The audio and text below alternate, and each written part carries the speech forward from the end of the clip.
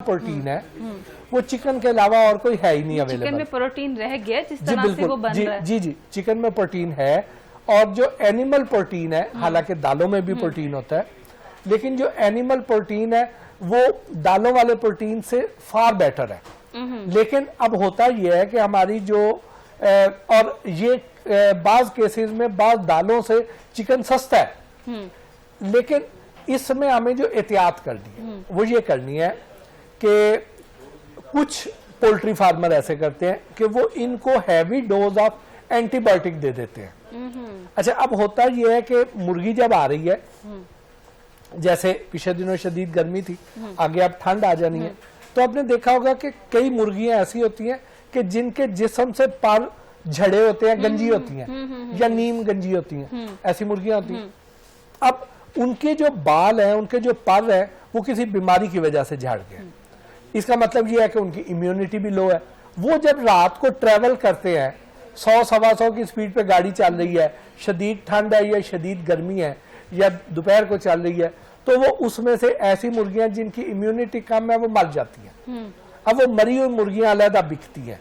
अच्छा, अब तो उनको ये क्या करते हैं कि उनको जब फार्म से निकालते हैं तो निकालने से पहले पानी में हैवी डोज ऑफ एंटीबायोटिक मिला के इनको पिला दी जाती है। अब उनकी जो एंटीबायोटिक है ये वही है जो हमारे वाली एंटीबायोटिक है। अब ये है कि एंटीबायोटिक जब आपने खानी है तो उसका एक कोर्स पूरा करना है। ये नहीं है कि आपने उसको एक दिन खाया, 2 दिन खाया और आपने बाकी दिन नहीं खाया, तो आपको फिर वो दवाई असर नहीं करेगी ग्रेजुअली। तो जो मुर्गी है इसको अगर एंटीबायोटिक पिला दी जाए तो ये फिर इसकी वजह से हमें आम एंटीबायोटिक असर नहीं करती, हमें हैवी डोज लेनी पड़ती है। फिर इसकी जो कलेजी है वो तो बिल्कुल ना खाएं।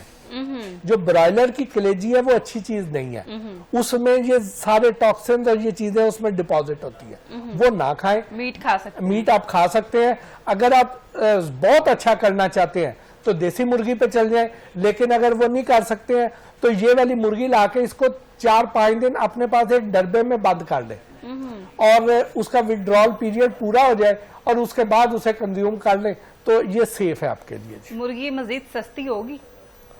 ये एक अलग सवाल है, ये डिमांड एंड सप्लाई का चक्कर है।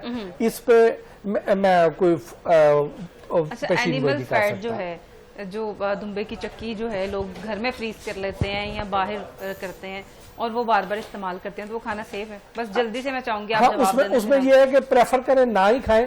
कई जगहों पे हम ये खाते हैं ना, जो शनिवारी खाने हैं उसमें बहुत ज्यादा डाली जाती है, तो कोशिश करें कि जितना बच जाए।